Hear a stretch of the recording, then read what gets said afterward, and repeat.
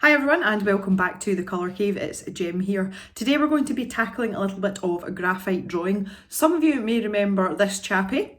This is Rebus and he belongs to someone that I know and I have offered to do a portrait of him. This is following on from a video I did a long time ago now on preparing to use the grid method, so drawing from a photograph, basically using the grid as a reference. If you're the kind of person that likes to watch things from the beginning, you can check that out in the card just now, and I'll also link it at the end of this video if you want to go back and watch it. So it's really a continuation of what I did before, and I'm going to just go through the process with you of the steps that I take as I'm going along through the drawing. So today we're going to focus on the features because it's the first part of a drawing that brings it to life in my view, especially when it comes to drawing people's pets.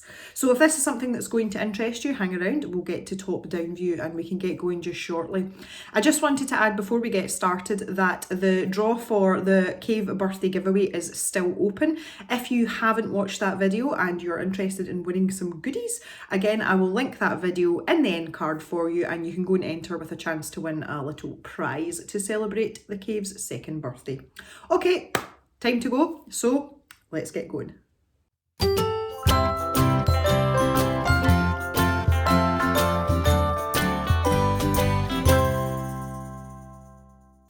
So here we are back to our grid of Rebus the Black Lab. And the first thing that I like to do after I've got that initial outline done that I mentioned at the end of the last video is to get the placement of the main features. So in this instance here, I'm starting with his left eye. Normally I go for the eye first, and then after that I move to the nose, and then perhaps some of the features around the snout and the mouth and over to the ears as well.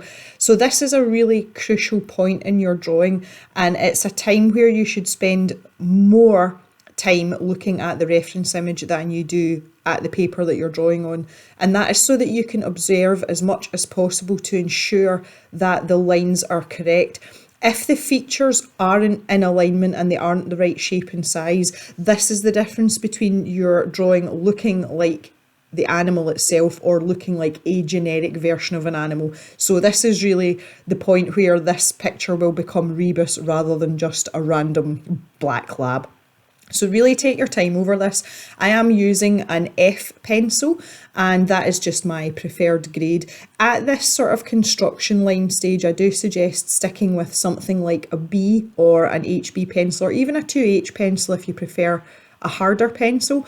And it gives you that precision that you need to be able to really get the fine line accurate and in the right place. Now, I mentioned this in the last video as well. If you are new to using grids, you can actually make the squares smaller. These are 1 centimetre by 1 centimetre, I think, or maybe it's 2 by 2. I can't quite remember, it was a while ago. But if you want to break those squares down further, that gives you a smaller surface area to gauge your lines within, so you've got a better chance of making it more accurate. And literally all I do is first of all identify the squares where parts of the eye fall into, and I just work around them one at a time. And as I say, I really spend more time actually looking at the reference than I do drawing, and that's just to make sure that I've got them as accurate as possible. So what I've done here is I've just drawn the outline of the shape of his eye. Now, it's not necessarily his eyeball, it's the entire eye as a unit. So that sometimes can include lines under the eye, or if they have a characteristic eyebrow, you know, like a prominent eyebrow, that kind of thing. Anything that is a distinguishing feature that makes up part of that eye unit is something that I draw in at this stage. And you can see on his left eye here, he has got a little trail where he's had a watery eye and it has run down onto his fur, but that creates a very prominent line in the actual photograph, and I can then use that as a reference point later on. So that's something that I want to draw in this initial stage to help me along the way when we get into the intricacies of the fur later on. So now that I'm happy with the general shape of the eye, I'm going to move on to the nose. If at any point I decide that some of these lines aren't right, I always go back and fix them. And I do that before I start adding any sort of detail, But the good thing about graphite is you've got that option and you can always erase things at any time. Even if you're much further down the line and you realise that something's not quite right, it's not a disaster and it's reasonably easy to fix.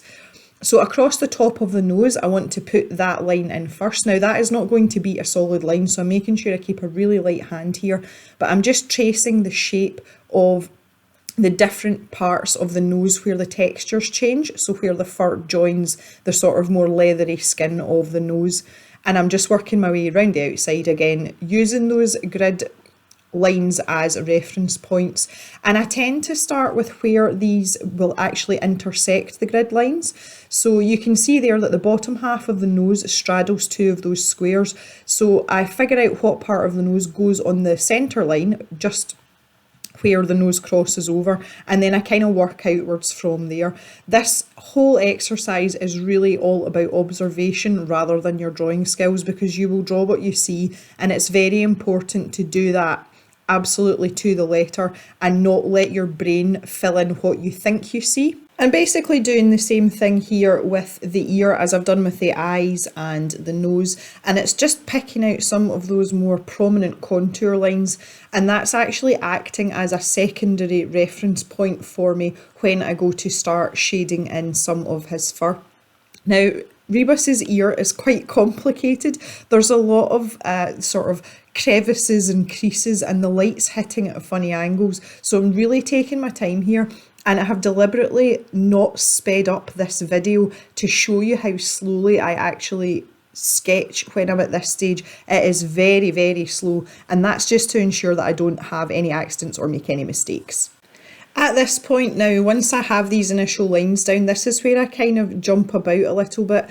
I'm happy that I've anchored the main features of the image for the time being, and I just tend to go and sort of tweak some of them and maybe give myself an indication of where the thicker and darker parts are, and that's what I'm doing here on this left eye.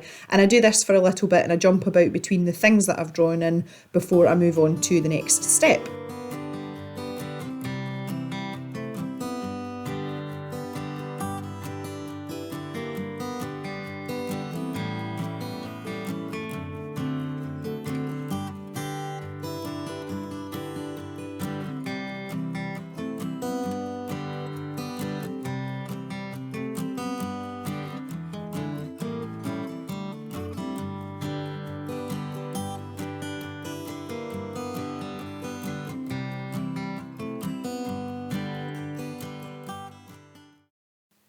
This is where things start to get a little bit more interesting, and my logic for this is really starting at the darkest parts of the drawing. And when it comes to drawing dogs especially, those tend to be the eyelids, sometimes parts of the eyeball depending on the age of the dog, and the nostrils. They're usually the blackest part, and I find it easier to work from dark to light when I'm doing things like this. Some people are the opposite, they like to do it the other way around.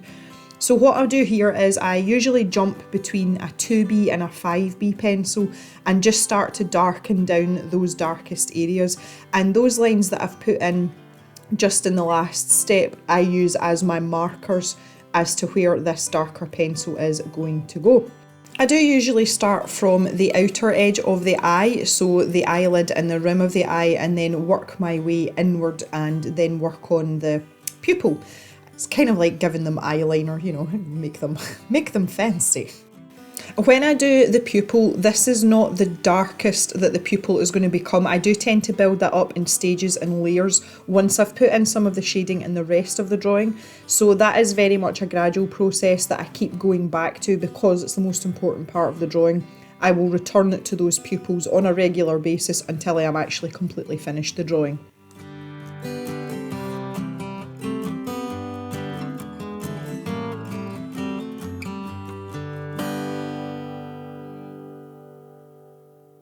So because of the position of the eye within this particular square, I decided to branch out from the eye and start to put in some more lines round about that eye socket. And you can see that dark line I've just put in is just under the eye and just under the edge of that square.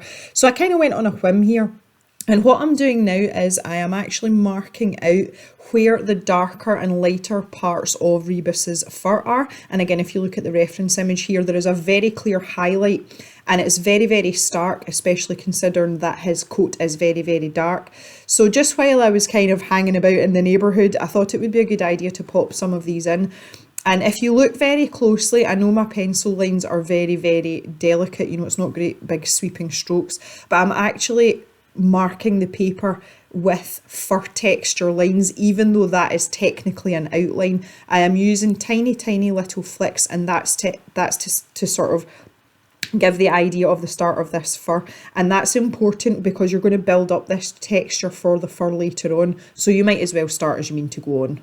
You can see while I'm entertaining this sort of wider area of his eyebrow, I keep jumping back to the eye as well. Once I've kind of finished for the time being with that, I skip over to the other eye and start exactly the same process.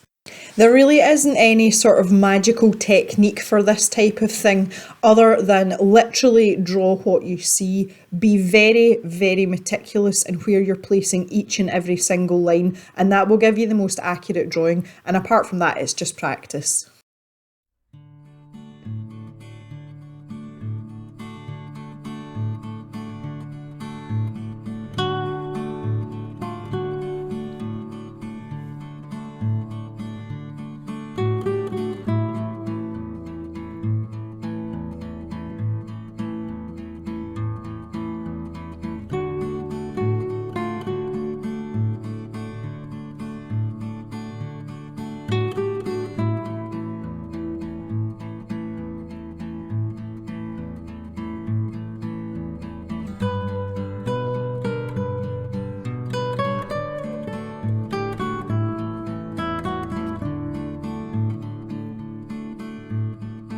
Now that I have this first layer of graphite down, I'm starting to fine tune the eye and spread out and venture out from the eye into the other areas of the drawing.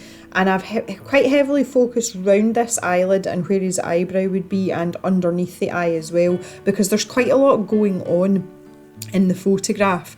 So by just doing this incrementally and using those grid lines as a strong reference point, I am able to jump between the eye and start to darken down the features of the eye, and also work out from there and start to work on the rest of the drawing. And as I did previously, I'm starting to map out some of the areas where light meets dark for the highlights versus his actual coat colour, and just having these lines done really lightly is a big help when it comes to the stage for putting in the fur.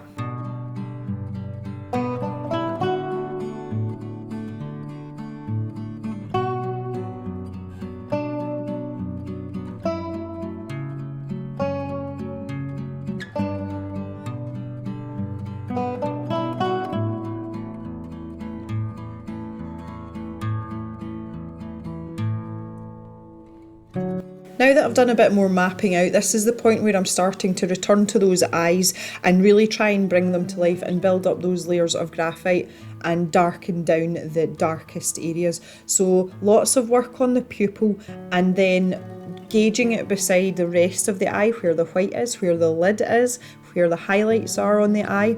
That allows me to really start working away and get that realism into it. And doing this in stages is really helpful, but as I say, going back with a fresh pair of eyes is always a helpful thing to do, and I think that's why I perhaps jump between this so often throughout the entirety of the drawing. When we're going through this process with the eyes, one thing we need to be aware of is that we talk about the ugly stage of a drawing or a painting quite often.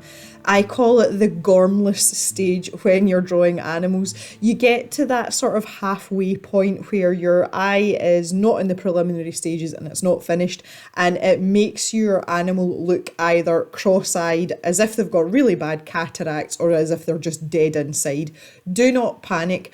That is all part of the process. It's a stage you go through, and there's quite a few drawings where I have thought that I've got the eyes completely wrong because they're not at that finished stage, and it's only through practice that I've learned that that's not the case, and it is just an intermediary step. So be aware of that if you are going to do something like this.